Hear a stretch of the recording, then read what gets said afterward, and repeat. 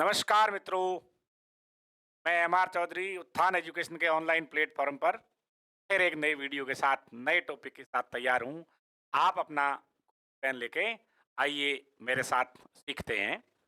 आज हम एक नया बहुत इंटरेस्टिंग टॉपिक सीखने जा रहे हैं और वो है इलेक्ट्रोकेमिकल सीरीज। क्या है मित्रों? इलेक्ट्रोकेमिकल सीरीज, विद्युत रासायनिक श्रेणी।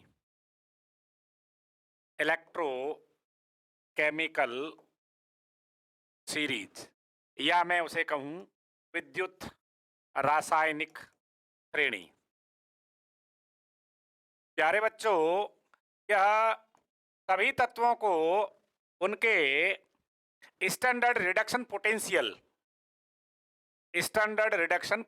जी हाँ, मानक इलेक्ट्रोड अपचयन विभव के मानों को बढ़ते हुए क्रम में व्यवस्थित करके बनाई गई है।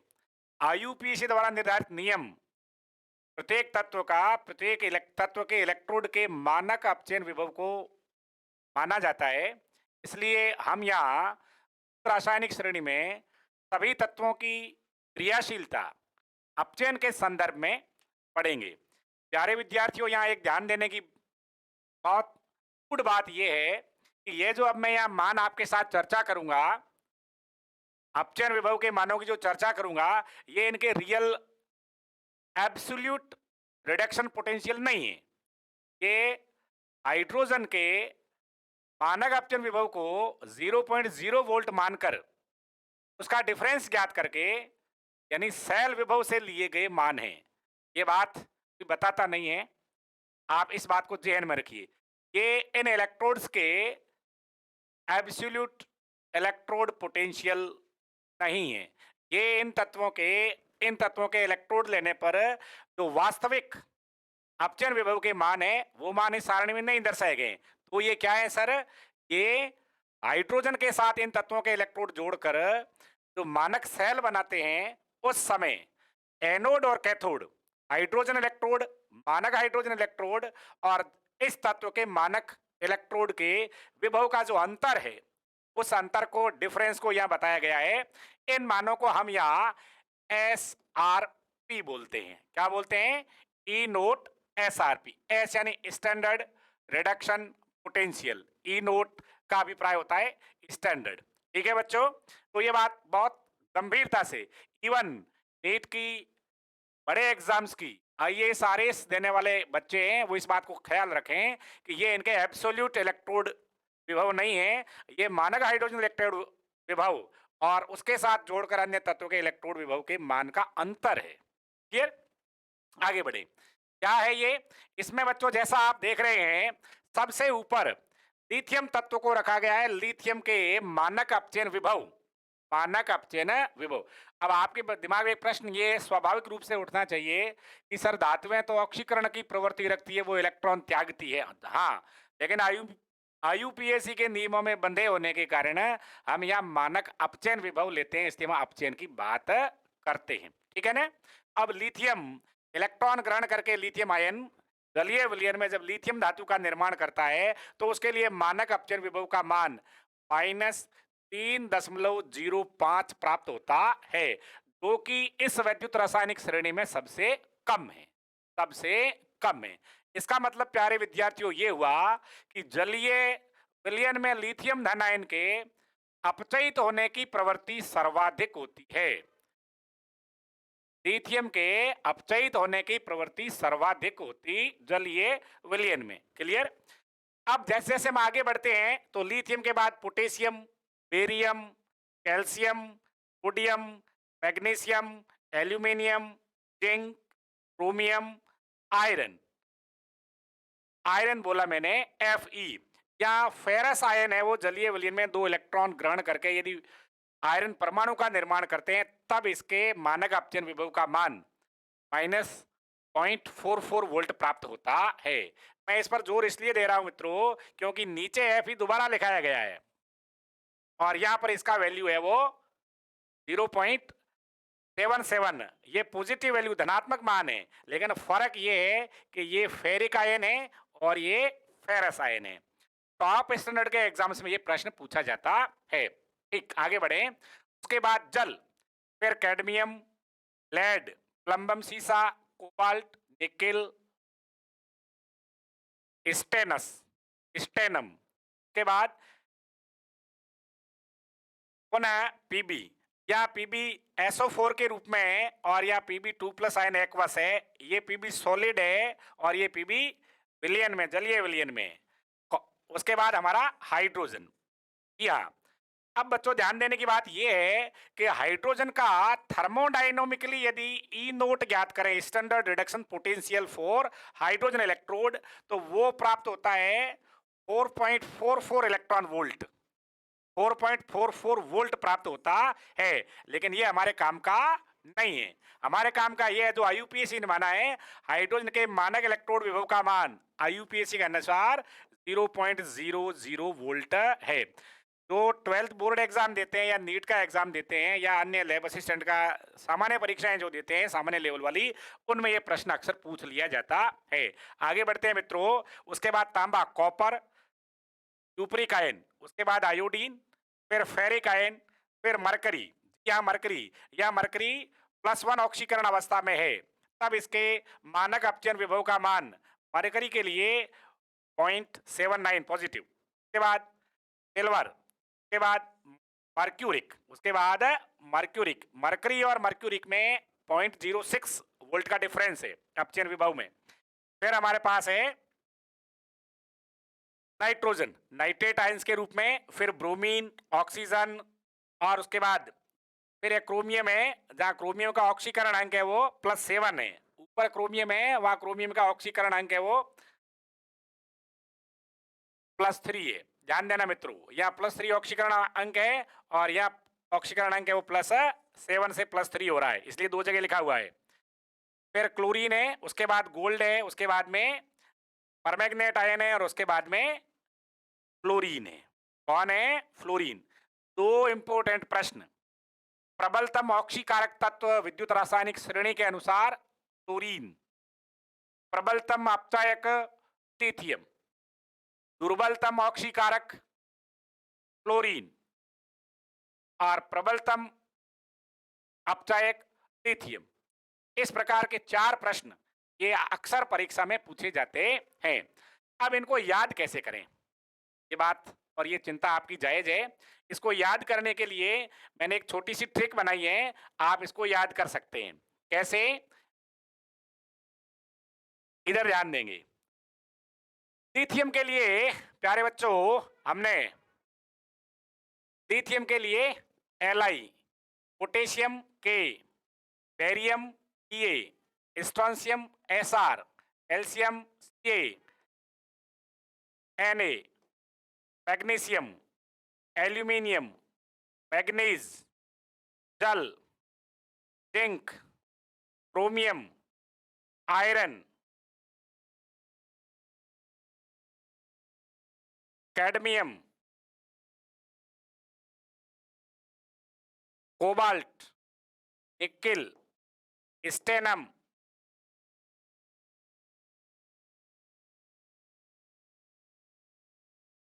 सीसा, हाइड्रोजन। ये सबसे महत्वपूर्ण बीच में। उसके बाद कॉपर, आयोडीन, मरकरी,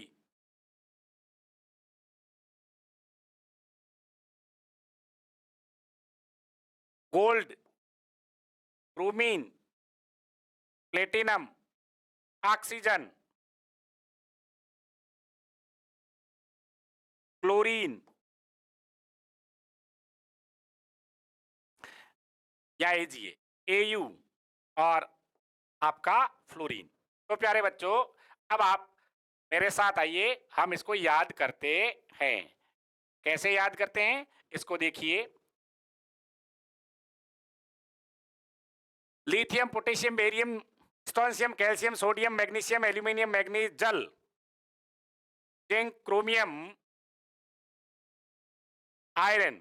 मैंने आयरन को एक जगह लिखा है याद करने के लिए, क्योंकि पूरी विद्युत रासायनिक श्रेणी परीक्षाओं में नहीं पूछी जाती है, ना इनके मान याद करने रटने हैं, केवल आपके इंटरेस्ट के लिए कैसे याद की जा सकती है।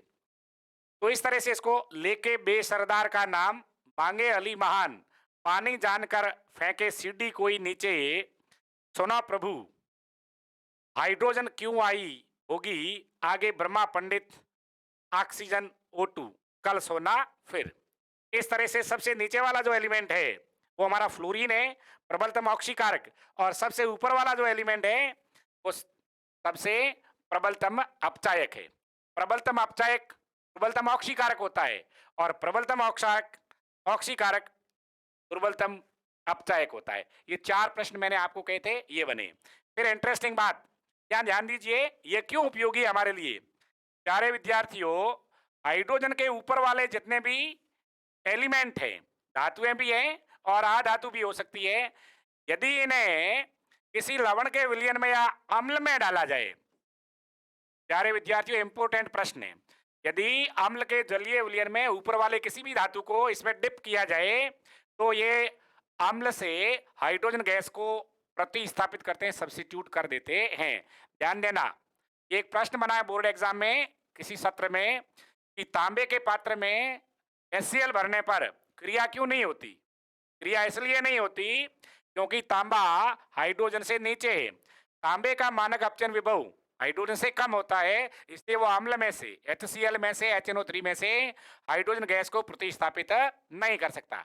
प्यारे विद्यार्थियों, सामान्य सा प्रश्न पूछा जाता है कि धातुएं अम्लों से क्रिया करके कौन सी गैस देती है। धातुएं अम्लों से क्रिया करके हाइड्रोजन गैस देती है, क्लियर। लेकिन ये जो धातुएं हैं कौन सी, आपका कॉपर तांबा, आपके मरकरी पारा, आपकी चांदी सिल्वर अर्जेंटम, आपके पंडित वाली ये प्लेटिनम, आपके गोल्ड सोना, ये जो धातुएं हैं ये अम्लों के साथ क्रिया करके हाइड्रोजन गैस उत्पन्न प्रतिस्थापित नहीं करती है। वेरी इंटरेस्टिंग और सामान्य सा प्रश्न है। ऊपर वाली सभी धातुएं अम्ल के साथ क्रिया करके हाइड्रोजन गैस देती है, अम्ल में से हाइड्रोजन को प्रतिस्थापित कर देती है। तो ये वाला मामला इस तरह से आपके विद्युत रासायनिक श्रेणी का। क्या उपयोग है विद्युत रासायनिक श्रेणी के। विद्युत रासायनिक श्रेणी के उपयोग धातुओं की अथवा तत्वों के मानक अपचयन विभव ज्ञात करने में, इनकी क्रियाशीलता ज्ञात करने में, कौन अधिक क्रियाशील है कौन कम क्रियाशील है। Daniell cell, galvanic cell, voltaic cell या विद्युत रासायनिक सेल के निर्माण में, हम जब सेल का निर्माण करते हैं तो हमें एक एनोड और एक कैथोड की आवश्यकता होती है। हम यहाँ पर ऊपर वाली धातु को इस श्रेणी में जो ऊपर है उसका एनोड और जो नीचे है कोई सी भी हो, माना कि हम जिंक और कॉपर की बात करते हैं डेनियल सेल के लिए, तो जिंक ऊपर है इसलिए जिंक का एनोड प्रयुक्त करते हैं प्यारे बच्चों, और कॉपर का कैथोड। मेरे कहने का मकसद ये भी है कि इस श्रेणी में जो तत्व ऊपर उपस्थित है वह एनोड का कार्य करेगा, उसके ऑक्सीकृत होने की प्रवृत्ति अधिक होगी, उसके इलेक्ट्रॉन त्यागने की टेंडेंसी ज्यादा होगी, वो वी इलेक्ट्रॉनिकृत होगा, डी इलेक्ट्रोनाइज होगा, वो इलेक्ट्रॉन त्यागेगा, वो इलेक्ट्रॉन त्याग कर धनायन बनेगा, वो अपनी छड़ पर इलेक्ट्रॉन छोड़ेगा, वो छड़ ऋणावेशित होगी, वो एनोड का कार्य करेगी। और अपने से नीचे स्थित, अपने से, आपसे मेरे से नहीं, अपने से नीचे स्थित इस सीरीज में जो भी तत्व है वह इलेक्ट्रॉन ग्रहण करेगा, वो कैथोड का काम करेगा, छड़ पर आकर के निक्षेपण दर्शाएगा, विलयन में से धन आयन उस छड़ पर निक्षेपित होंगे। तो प्यारे मित्रों, हम किसी भी इनमें से कोई दो तत्व या दो धातुएं लेकर के कौन एनोड होगा कौन कैथोड होगा, एनोड के रूप में कौन कार्य करेगा, कैथोड के रूप में कौन कार्य करेगा, ये इजीली डिसाइड कर सकते हैं, निर्धारित डिटरमाइन कर सकते हैं। तो ये आपके लिए इतना मेरे ख्याल से पर्याप्त है। हम आगे बढ़ते हैं। डेनियल सेल, गैल्वेनिक सेल या वोल्टियर सेल। प्यारे बच्चों, ये बनावट है। बनावट का एक प्रश्न छोटी कक्षा में पूछा जाता है कि डेनियल सेल कैसा होता है, चित्र बनाइए, नामांकित चित्र बनाइए, समझाइए। इधर आइए। इसमें दो इलेक्ट्रोड होते हैं, प्रत्येक सेल में दो इलेक्ट्रोड होते हैं। डेनियल सेल में एक इलेक्ट्रोड जिंक इलेक्ट्रोड और दूसरा इलेक्ट्रोड कॉपर इलेक्ट्रोड होता है। अन्य विद्युत रासायनिक सेलों में अलग अलग प्रकार के इलेक्ट्रोड होते हैं, ठीक है। लेकिन डेनियल सेल में पर्टिकुलरली विशिष्ट रूप से इन दोनों धातुओं के और कॉपर। आगे बढ़े तो एक इलेक्ट्रोड जिंक का और दूसरा इलेक्ट्रोड कॉपर का होता है। जिंक इलेक्ट्रोड में जिंक की रॉड जिंक सल्फेट के जलीय विलयन में डूबी रहती है और कॉपर इलेक्ट्रोड में कॉपर वाली रॉड कॉपर सल्फेट के विलयन में डूबी रहती है। दोनों इलेक्ट्रोडों या दोनों छड़ों को, जिंक की छड़ और कॉपर की छड़ को एक चालक तार द्वारा जोड़ देते हैं, गैल्वेनोमीटर भी स्थापित कर देते हैं और दोनों विलयनों को आपस में परिपथ पूर्ण करने के लिए एक लवण सेतु के द्वारा सॉल्ट ब्रिज का संयोजन करते हैं। लवण सेतु क्या है विद्यार्थियों? लवण सेतु कठोर कांच की यू आकार की एक नली होती है, दोनों सिरे खुले होते हैं। इसमें इनर्ट इलेक्ट्रोलाइट, सक्रिय विद्युत अपघटय का एगार एगार या जेटिन में पेस्ट देई बनाकर भर लेते हैं और दोनों खुले सिरों पर ग्लास वूल का डॉट लगा देते हैं। ग्लास वूल का डॉट इसलिए लगाते हैं ताकि ऐसे आयन आराम से विद्युत अपघट्यों में एनोड की तरफ या कैथोड की तरफ प्रवाहित हो। लवण सेतु का कार्य क्या है, ये भी चर्चा करने का तथ्य है। तो लवण सेतु के यहाँ 4 काम है। काम विद्यार्थियों 4। पहला काम तो ये परिपथ को पूरा करता है। दूसरा काम, जब जिंक छड़ पर ऑक्सीकरण होता है, क्या होता है मित्रों? ऑक्सीकरण होता है तो जिंक परमाणु या इलेक्ट्रॉन त्याग करके विलयन में Zn+2 आयनों के रूप में आते हैं। किस रूप में आते हैं? Zn+2 आयनों के रूप में। ये इलेक्ट्रॉन तार के द्वारा, चालक तार के द्वारा इलेक्ट्रॉन एनोड से कैथोड की ओर प्रवाहित हो जाते हैं। ठीक बात, यह नेगेटिव होता है और ये लेफ्ट हैंड साइड में, इसलिए इसको एनोड कहते हैं। इस वीडियो में हमने सीखा था। अब समझने की बात यह है मित्रों, छड़ से जो जिंक के परमाणु इलेक्ट्रॉन छड़ पर त्याग कर विलयन में आ गए हैं, विलयन में जिंक आयनों की सांद्रता सेल की क्रिया शुरू होने के साथ साथ बढ़ने लगती है। यानी Zn-SO4 के विलयन में जिंक आयनों की सांद्रता बढ़ रही। क्यों बढ़ रही है? क्योंकि ये वाली जो रोड है, ये वाली जो छड़ है, ये जो मैंने व्हाइट रेखांकित किया है, इनमें घुल जाती है। ऐसा मान लीजिए ये विलयन में जिंक आयनों की सांद्रता बढ़ गई, ये विलयन धनावेशित हो गया। विलयन पर उत्पन्न हुए इस धनावेश को उदासीन करने के लिए इस सॉल्ट ब्रिज में से, लवण सेतु में से क्लोराइड आयन इस दिशा में गति हैं। इधर कौन आते हैं? Chloride ion. ठीक इसी प्रकार जब ये इलेक्ट्रॉन जिंक सड़ से या एनोड से इस तार द्वारा इस वाले इलेक्ट्रोड, कॉपर इलेक्ट्रोड या कैथोड पर आता है, पर आता है, कैथोड पर आता है, कैथोड पर आते ही यहाँ कॉपर सल्फेट के जलीय विलयन में प्रेजेंट कॉपर धनायन कैथोड पर आए इस इलेक्ट्रॉन को ग्रहण कर लेते हैं। यदि ये इलेक्ट्रॉन न आए तो कॉपर की टेंडेंसी इलेक्ट्रॉन ग्रहण करने की, अपचयित होने की है। यदि ये अकेला ही होता कॉपर इलेक्ट्रोड, तब भी विलयन में उपस्थित कॉपर 2+ आयन छड़ के इलेक्ट्रॉनों को ग्रहण कर लेते।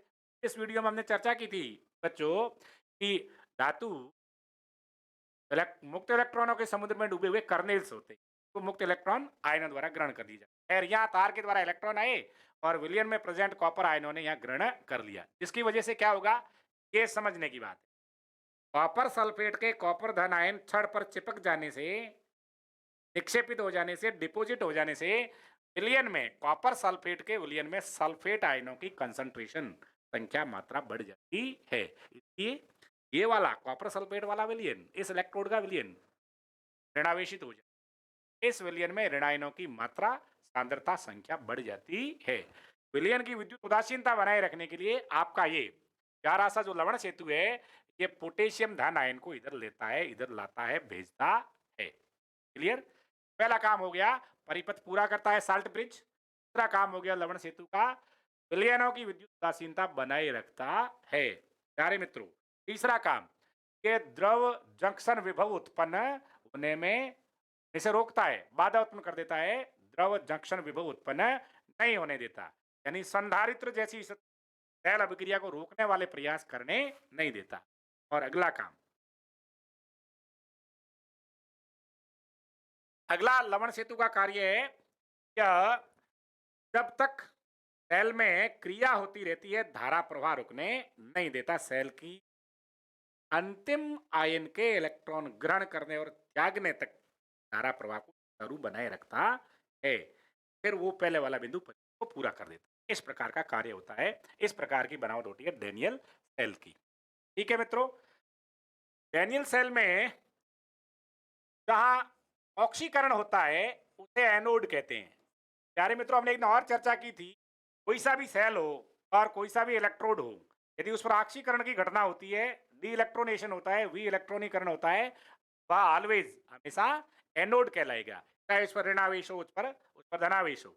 और जहां अपचयन की घटना होती है, चाहे वो कोई सा सेल हो, विद्युत रासायनिक सेल हो, विद्युत अपघटनी सेल हो, वह ऑलवेज कैथोड कहलाएगा। विद्युत अपघटनी सेल का कैथोड पोजिट नेगेटिव होता है और विद्युत रासायनिक सेल का कैथोड।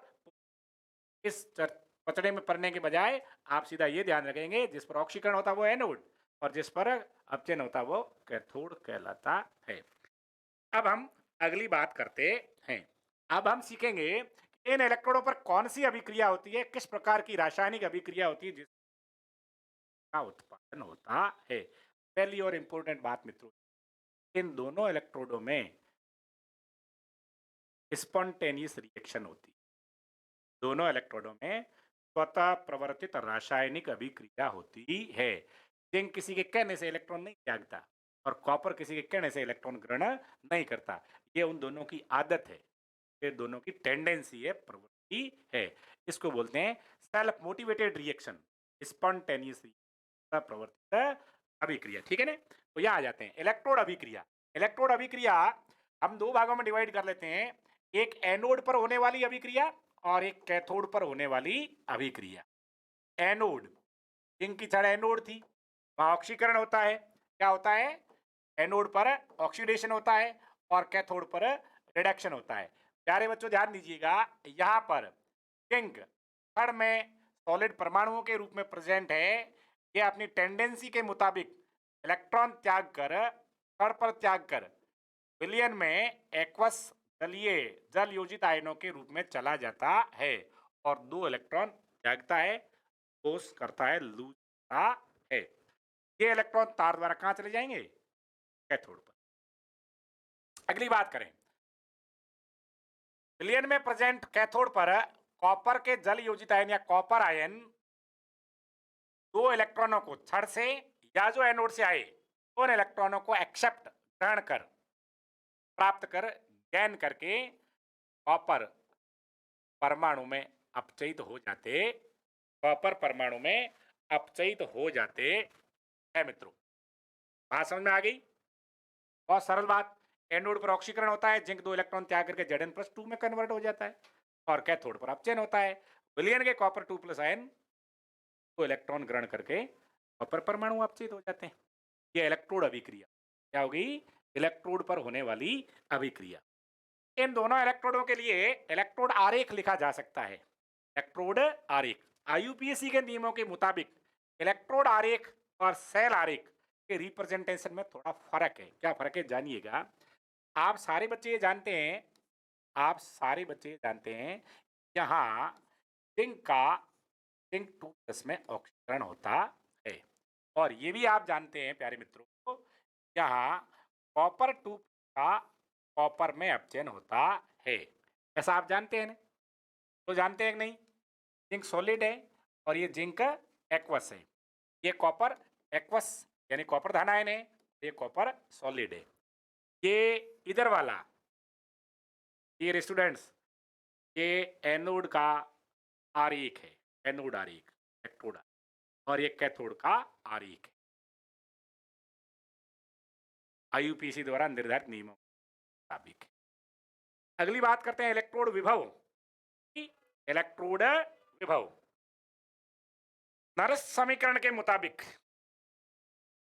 नरेस्ट समीकरण के मुताबिक हम इनका इलेक्ट्रोड विभव लिखना चाहें। क्या लिखना चाहें मित्रों? इलेक्ट्रोड विभव। तो कैसे लिखेंगे? ऐसे लिखेंगे, ई बराबर, मुझे पता है कि आप ये जान रहे होंगे, प्रश्न उठा होगा सर नरेस्ट समीकरण आपने अभी बताया नहीं, आगे बताऊंगा, लेकिन यह लिखा कैसे जाता है उसको देख लें, वापस रिवाइज कर देंगे। ई बराबर, बराबर यानी ई इलेक्ट्रोड, ई इलेक्ट्रोड यानी इलेक्ट्रोड का विभव बराबर E naught electrode minus 0.0591 volt by n log 10 log base 10। Zinc के लिए Zn2+ concentration divide by Zn solid. ये जिंक इलेक्ट्रोड के लिए, एनोड के लिए इलेक्ट्रोड विभव। कैथोड के लिए इलेक्ट्रोड विभव कैसे लिखेंगे? ठीक इसी तरह से लिखेंगे। मामूली सा फर्क होगा प्यारे विद्यार्थियों, वो क्या? इलेक्ट्रोड विभव बराबर टोट इलेक्ट्रोड विभव, यानी मानक इलेक्ट्रोड विभव minus 0.0591 volt divide by n. N means number of electrons, log base to 10 du solid by du ionic aqueous ion विलयन में प्रेजेंट है। इस प्रकार नरस समीकरण का इस्तेमाल करते हुए हम इलेक्ट्रोड का इलेक्ट्रोड सेपरेट अलग अलग लिख सकते हैं। अब आप लोग ये जानते हैं, जो ठोस अवस्था में पाया जाता है उसकी सांद्रता को, उसकी सक्रियता को इकाई मानते हैं। क्या मानते हैं? इकाई। हम इसे डिलीट कर सकते हैं, ठीक है ना? सेल अभिक्रिया, इंटरेस्टिंग बिंदु। सेल अभिक्रिया क्या है? प्यारे मित्रों, अभी हमने कहा था क्या एनोड पर जिंक का जिंक +2 में ऑक्सीकरण होता है, कैथोड पर कॉपर का अपचयन होता है। अब हम यहाँ इन दोनों अभिक्रियाओं को जोड़कर संयोजित करते हुए सेल अभिक्रिया लिखते हैं। क्या लिखते हैं? सेल अभिक्रिया। मैं दोनों को आपके लिए दोबारा लिख लेता हूं। Zn सॉलिड 2 इलेक्ट्रॉन लूज करके ये वाला आयन बना लेता है, और कॉपर में प्रेजेंट एक्वस आयन 2 इलेक्ट्रॉन ग्रहण करके +2 इलेक्ट्रॉन मैं यहाँ लिख देता हूं, और परमाणु में अपचित होता है। ये माना कि समीकरण नंबर 1 और ये माना कि समीकरण नंबर 2। तो हम इन दोनों का योग कर लेते हैं। योग करते हैं तो 2 इलेक्ट्रॉन ये राइट हैंड साइड में और ये लेफ्ट हैंड साइड में आपस में कैंसिल हो जाते हैं, तो हमारे पास net cell reaction galvanic cell के लिए, डेनियल सेल के लिए ये प्राप्त होती है।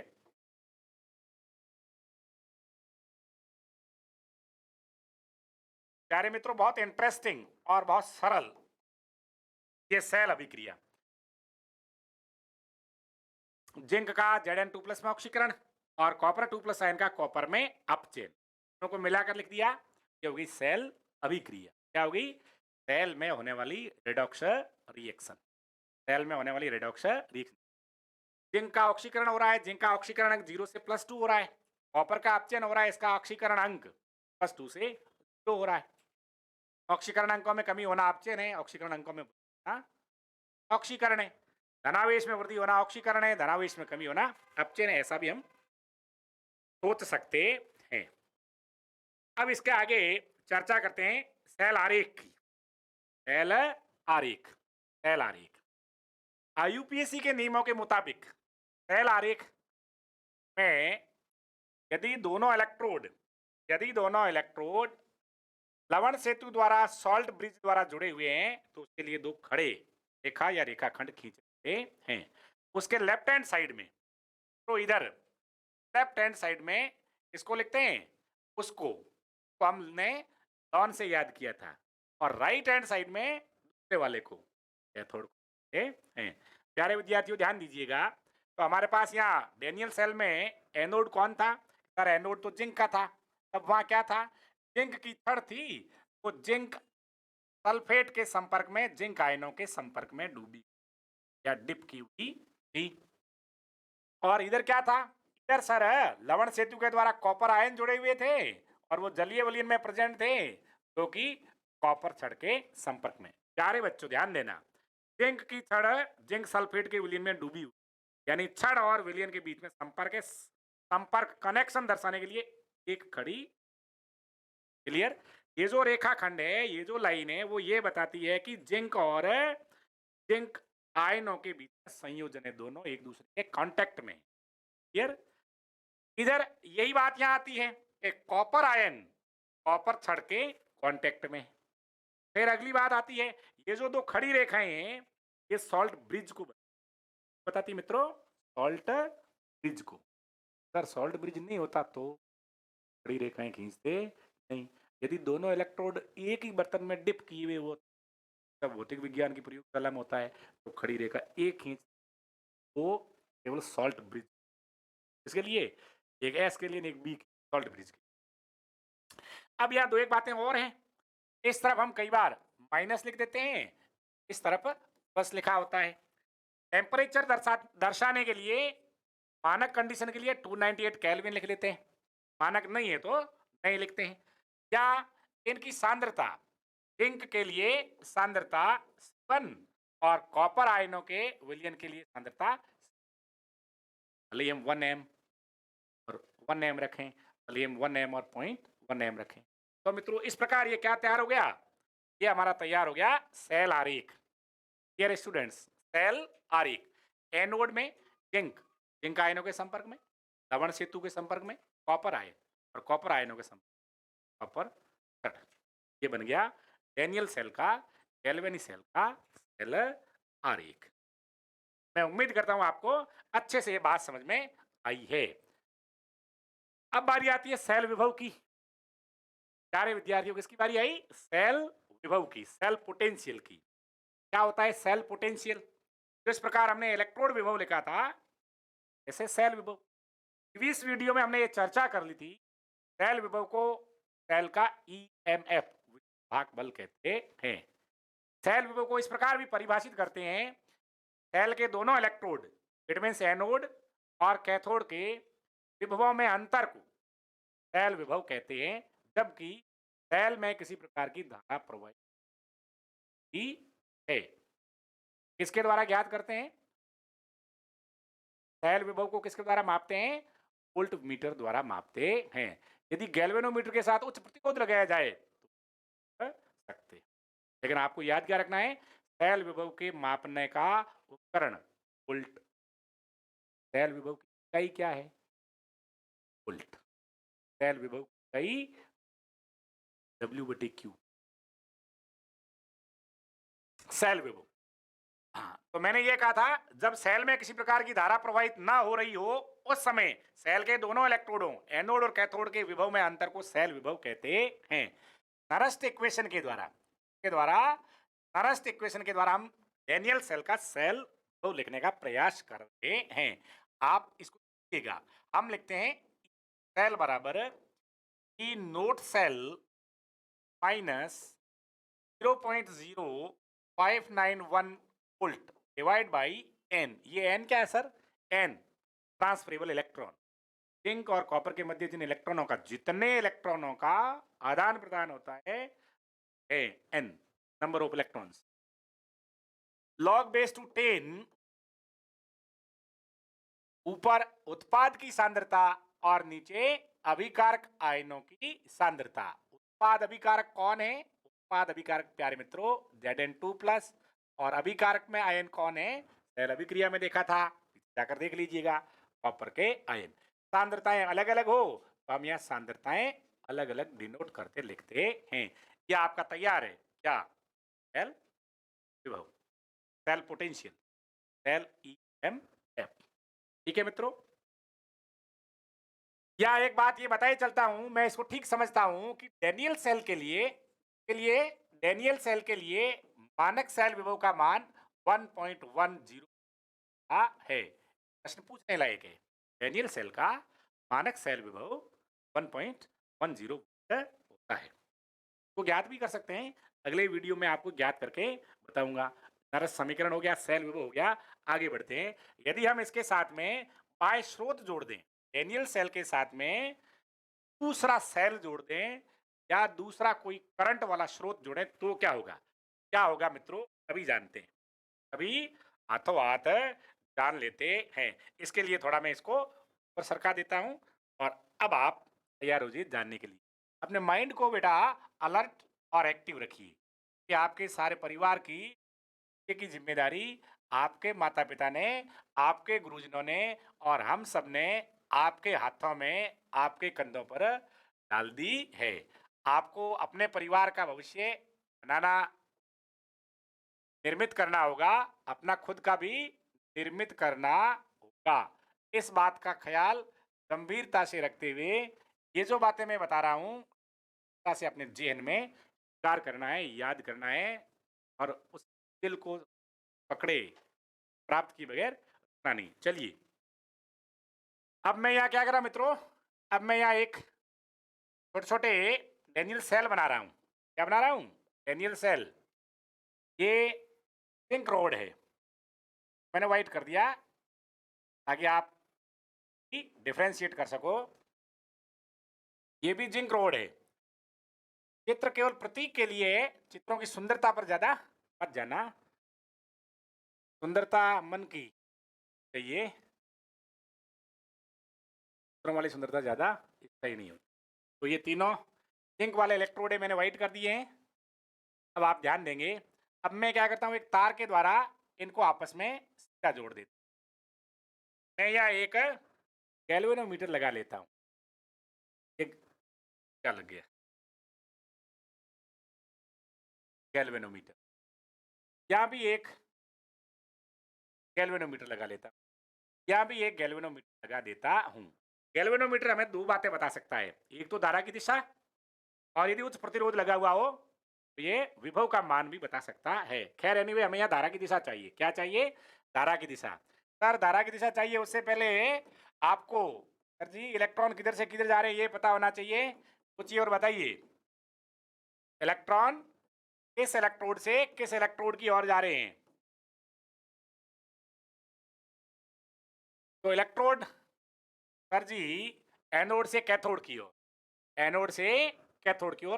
क्या हम ऐसा करते हैं, यहाँ पर जिंक रोड है, वो जिंक सल्फेट के विलयन में डिप की हुई है, और कॉपर रोड है, वो कॉपर सल्फेट के विलयन में डुबी हुई है। इन सभी में मैंने 3 बार लिखा है, लेकिन सेल एक ही है कि हमारे को काम 3 करने हैं। कितने कार्य करने हैं? 3 कार्य करने हैं, इसलिए मैंने 3 अलग अलग डायग्राम आपकी समझ की सरलता के लिए बना दिए। अब मैंने यहाँ पर ये कहा कि इलेक्ट्रॉन इधर जा रहे हैं और धाराबाई जी इधर आ रही है। ठीक है ना? इलेक्ट्रोड है वो एनोड से कैथोड की ओर, और इलेक्ट्रिक करंट विद्युत धारा है वो कैथोड से एनोड की ओर प्रवाहित हो रही है, इस फर्स्ट कंडीशन में, पहले वाली। अब मैंने यह क्या किया, अब ध्यान देना बच्चों, अब मैंने क्या किया, यहां पर एक बाह्य स्रोत जोड़, क्या किया मैंने, एक एक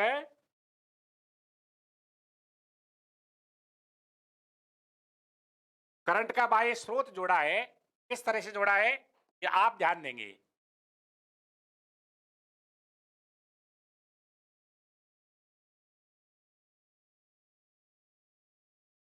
ये बाह्य स्रोत, थोड़ी देर पहले मैंने ये कहा है, डेनियल सेल का इलेक्ट्रोड विभव, सेल विभव 1.1 वोल्ट होता है। कितना होता है? 1.1 वोल्ट।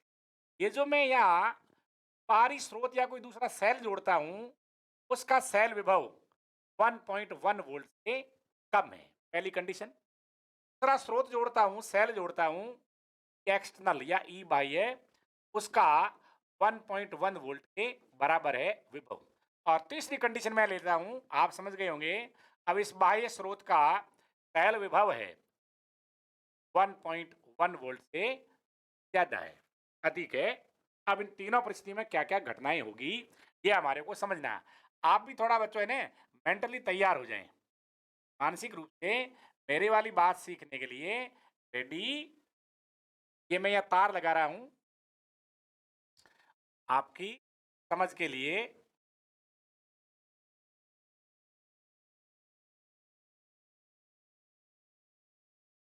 ये लो, आइए। अब यहाँ पर जो पहली कंडीशन में, ये सेकंड कंडीशन है, और ये वाली थर्ड कंडीशन। मित्रों ध्यान दीजिए, बहुत अच्छी बात और बहुत सरल बात है, लेकिन थोड़ी कॉम्प्लिकेटेड है। यहाँ ध्यान दोगे तो कॉम्प्लिकेटेड नहीं रहेगी।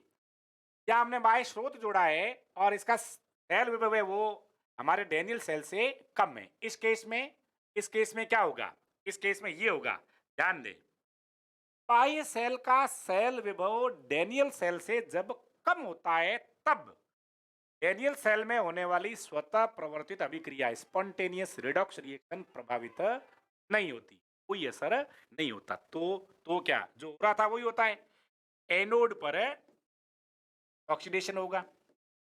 ठीक है, ये तो पहले ही हो रहा था। धारा कैथोड से एनोड की ओर जाएगी, जा रही है। इलेक्ट्रॉन एनोड से कैथोड की ओर प्रवाहित होंगे, एनोड से कैथोड की ओर प्रवाहित होंगे। थर्ड का जिंक आयन विलयन में जाएगा, विलयन के कॉपर आयन थर्ड पर जाएंगे। जब तक सारा पदार्थ अभिकृत नहीं हो जाता तब तक ये क्रिया चलती रहेगी, तब तक ये क्रिया की, ये लवण सेतु है जो मैंने एक लाइन से दर्शाया। ठीक है मित्रों, सेकंड केस में आते हैं। सेकंड, अब सेल का, बाह्य सेल का सेल विभव जब डेनियल सेल के बराबर है, यानी हमने बाहर से ये जो सेल जोड़ा है, अरे मित्रों आपको दिखाई दे रहा है, बाहर से हमने जो सेल जोड़ा है, एक्सटर्नल सेल है, एक्सटर्नल स्रोत है इलेक्ट्रिक करंट वाला, या बैटरी जोड़ी है, उसका सेल विभव कितना है 1.1 वोल्ट। ठीक है, यानी इस डेनियल सेल का जितना सेल विभव, ताकत, पावर, सामर्थ्य है वैसा ही इस केस में क्या होगा, या जिंक पर ऑक्सीकरण होगा, इलेक्ट्रॉन उधर जाने का प्रयास करेंगे, या धारा की दिशा इस तरफ होगी। अब यहां पर धारा की दिशा इधर होगी, सोचिएगा, जिंक ऑक्सीकृत होकर के इलेक्ट्रॉन त्यागेगा, इलेक्ट्रॉन इधर की ओर जाने चाहिए, जाने चाहिए, और धारा इधर की ओर आनी चाहिए, लेकिन ऊपर वाला जो बाह्य स्रोत जोड़ा गया वो इस अभिक्रिया का जिंक पर होने वाले ऑक्सीकरण और कॉपर इलेक्ट्रोड पर होने वाले अपचयन का विरोध करता, क्या करता मित्रों, विरोध करता है। क्या करता है, विरोध करता है। उस केस में, उस कंडीशन में सेल में कोई क्रिया, क्या बोला मैं, सेल में कोई रासायनिक अभिक्रिया, रासायनिक अभिक्रिया नहीं होगी। इंपोर्टेंट और महत्वपूर्ण बात। दूसरा, इलेक्ट्रॉन का प्रवाह नहीं होगा, सेल में क्रिया ही नहीं तो इलेक्ट्रॉन कहां से आएंगे। धारा का प्रवाह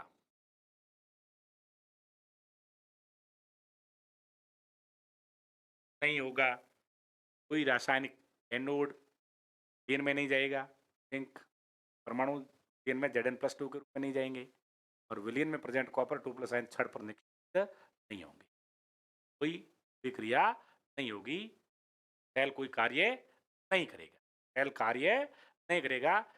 स्पॉन्टेनियस रिएक्शन या स्वतः प्रवर्तित रिडक्स रिएक्शन इस कंडीशन में नहीं होगी। आइए तीसरी चर्चा, ये वाला सेल है हमारे पास आपके लिए, इस बीच में। अब हम क्या कर रहे हैं, इस सेल में, इस सेल का विद्युत वाहक बल, इस सेल का विद्युत वाहक बल क्या है, हमारे डेनियल सेल से अधिक है, हमारे डेनियल सेल से अधिक।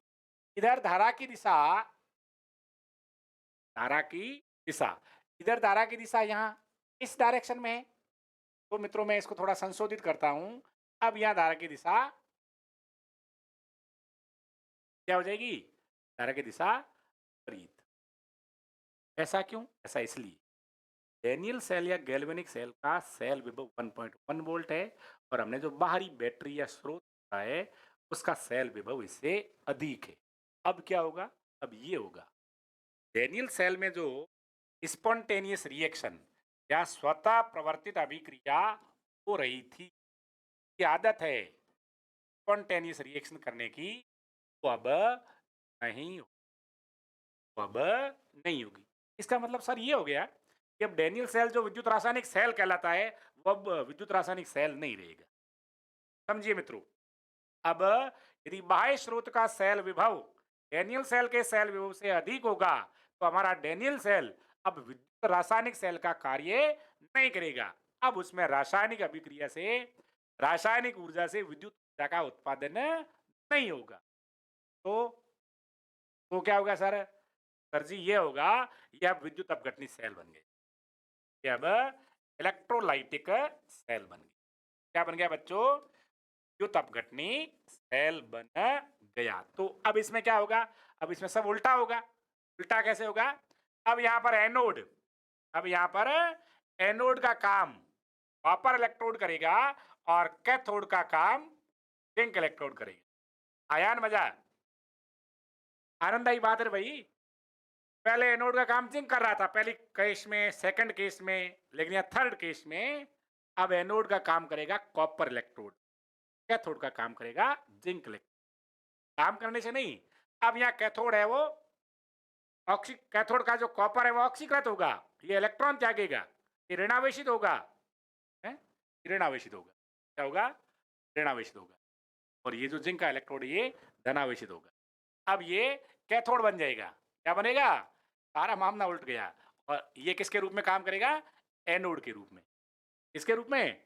अब इलेक्ट्रॉन प्रवाह की दिशा फर्स्ट केस की तुलना में उल्टी होगी, धारा प्रवाह की दिशा फर्स्ट केस की तुलना में विपरीत होगी, यानी सेल अभिक्रिया क्रमित होगी। रिवर्सिबल सेल रिएक्शन हो रही है सर जी, कौन सी, रिवर्सिबल सेल अभिक्रिया, उत्क्रमणीय अभिक्रिया संपन्न हो रही है। सेल उत्क्रमित हो गया, सेल उत्क्रमित हो गया, उल्टा हो गया, काम करना उल्टा शुरू कर दिया। एनोड पर ऑक्सीकरण होगा, कैथोड पर अपचयन होगा। अब ऑक्सीकरण किसका होगा, क्या होगी क्रिया, क्रिया ये होगी, सॉलिड कॉपर आयन छड़ वाले हैं वो पेड़ में जाएंगे धड़ाधड़, क्यों जाएंगे, क्यों जो बार है ना ये चाचा बाह्य स्रोत, ये इसको मजबूर कर देगा। और जिंक के जो विलयन में आयन प्रेजेंट है वो उन इलेक्ट्रॉनों को जो तार द्वारा इधर आ रहे हैं इसके लिए ग्रहण करके निक्षेपित या अपचयित, इसको बोलते हैं क्रमणीय सेल। क्या, क्रमणीय सेल। ये चलता हूं आपको आगे, उत्क्रमणीय सेल क्या है। ऐसा सेल के सेल विभव से अनंत सूक्ष्म अधिक सेल विभव वाला बाह्य स्रोत पर सेल में होने वाली रासायनिक अभिक्रिया क्रमित हो जाती है, एनोड कैथोड बन जाता है, कैथोड एनोड बन जाता है। ऐसे सेलों को उत्क्रमणीय सेल कहते हैं। तो क्या सभी सेल उत्क्रमणीय होते हैं, ना भाई ना, सभी सेल उत्क्रमणीय नहीं होते। ये जो हमारा नाम क्या था, गैल्वेनिक सेल, सही बोले, डैनियल सेल, ये उत्क्रमणीय सेल है, क्या ये उत्क्रमणीय सेल है। सभी विद्युत रासायनिक सेल उत्क्रमणीय सेल नहीं हैं, ध्यान दीजिए, नोट कीजिएगा। ये उत्क्रमणीय सेल इसलिए है क्योंकि बाह्य स्रोत का सेल विभव यदि डैनियल सेल से 1.1 वोल्ट से अधिक है तो सेल की कार्य प्रणाली, ऑक्सीकरण अपचयन की क्रिया, होने वाली रासायनिक अभिक्रिया, स्पॉन्टेनियस रिएक्शन, स्वतः प्रवर्तित अभिक्रिया अब अस्वतः प्रवर्तित रासायनिक अभिक्रिया चल जाएगी। जिंक का ऑक्सीकरण होने की बजाय का अपचयन होने लगेगा और कॉपर का अपचयन होने के बजाय कॉपर का क्या होगा, ऑक्सीकरण।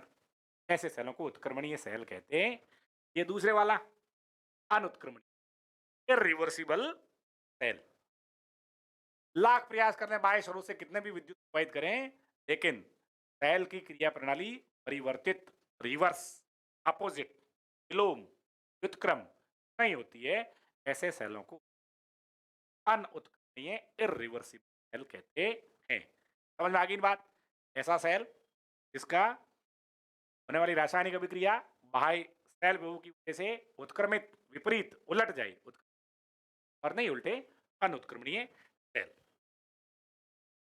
मानक सेल विभव, जी हाँ, प्रीवियस वीडियो में ये चर्चा कर चुके हैं। आज फिर मानक सेल विभव क्या है। मानक सेल विभव का अर्थ है सर मानक परिस्थितियां, मानक परिस्थिति, मानक, मानक परिस्थितियां कौन सी होती है सर जी, हमने चर्चा की मानक परिस्थितियां तीन, तीन टर्म्स एंड कंडीशन इंपोर्टेंट है। पहला है सांद्रता, पहला क्या है कंसंट्रेशन, दूसरा है टेम्परेचर, ताप, और तीसरा है प्रेशर। यदि गैल्वेनिक सेल या किसी भी सेल के मेटर में कंसंट्रेशन 1 मोलार, 1 मोल पर लीटर रखें, लवण की सांद्रता 1 मोल पर लीटर रखें, या 1 नॉर्मल, 1 ग्राम तुल्यांक प्रति लीटर रखें, सिंपल तो 1 मोल वाला रहता है, 1 मोलरिटी 1 मोलार पर लीटर, टेम्परेचर 25 डिग्री सेंटीग्रेड या 298 केल्विन रखें, और प्रेशर यदि गैसीय पदार्थ हो प्रेशर 1 एटीएम रखें। कई पुस्तकों में कई बार एक बार लिख दिया जाता है, लेकिन इसमें थोड़ा डिफरेंस है, सही है 1 एटीएम। ये तीन कंडीशंस का जब पालन होता है उस सेल, सेल विभव को मानक सेल विभव कहते हैं। सही सुना मित्रों। वह सेल विभव जिस सेल में विलयन की सांद्रता विद्युत अपघटन की सांद्रता 1 मोल प्रति लीटर हो, विलयन का ताप 25 डिग्री सेंटीग्रेड या 298 केल्विन हो और वायुमंडलीय दाब इकाई हो, तो ऐसे सेल के सेल विभव मानक सेल विभव के हैं। मानक सेल विभव को नोट के द्वारा लिखते हैं। इसके द्वारा प्यारे विद्यार्थी इसको E0 नहीं बोलते हैं, ई नोट बोलते हैं। नोट ये दर्शाता है कंडीशन से वो स्टैंडर्ड है। क्या है? स्टैंडर्ड है। ठीक है मित्रों, मैं आपको आगे लिए चलता हूं, या मैं आपको आगे लिए चलने से पहले ये कह देता हूं कि यहाँ डेनियल सेल या डेनियल सेल के मानक सेल विभव का मान कितना है। तो डेनियल सेल के मानक सेल विभव का मान डेनियल सेल बराबर मैं लिख दूं ई नॉट, तो डेनियल सेल बराबर E naught cathode minus E naught anode. Cathode कौन होता है? कॉपर प्लस 2 कॉपर में। एनोड कौन होता है? Zn2 प्लस Zn में। ये ऐसा होता तो नहीं है, लेकिन आईयूपीएसी के नियम बंधे होने के कारण ऐसा लिखते हैं। अब यहाँ नोट डेनियल सेल बराबर 1.1, या मैं आपको ये करके बताऊं तो प्रयोगों द्वारा ये ज्ञात किया जा चुका है कि ई नोट डेनियल सेल बराबर कॉपर का मानक इलेक्ट्रोड विभव 2.34 वोल्ट माइनस कॉपर का मानक अपचयन विभव लिखा है माइनस जिंक का मानक अपचयन विभव 2.76 वोल्ट, इन दोनों का योग करते हैं 0.34 प्लस 0.76 कितना होगा मित्रों? और तो आपके हो गया, तो मैंने इतना लिख दिया। ये हमारे डेनियल सेल का गैल्वेनी सेल का मानक सेल है। मैं उम्मीद रखता हूं कि आपको ये बहुत अच्छे से समझ में आया होगा। इसी प्रकार से समझने के लिए आप मानसिक रूप से तैयार होकर के हमारे खान एजुकेशन के प्लेटफॉर्म आने वाले सभी वीडियो देखें, समझें। सारी समस्याएं तो हमारे द्वारा बताए गए टॉपिक से रिलेटेड हैं, फर्श से अर्श तक सॉल्व कराया जाएगा और हल कराया जाएगा। आपकी प्रत्येक शंका का समाधान किया जाएगा। यदि आपको अच्छा लगा, आप इसको लाइक कीजिए, शेयर कीजिए और सब्सक्राइब। आपका दिन शुभ हो। नमस्कार। वंदे मातरम।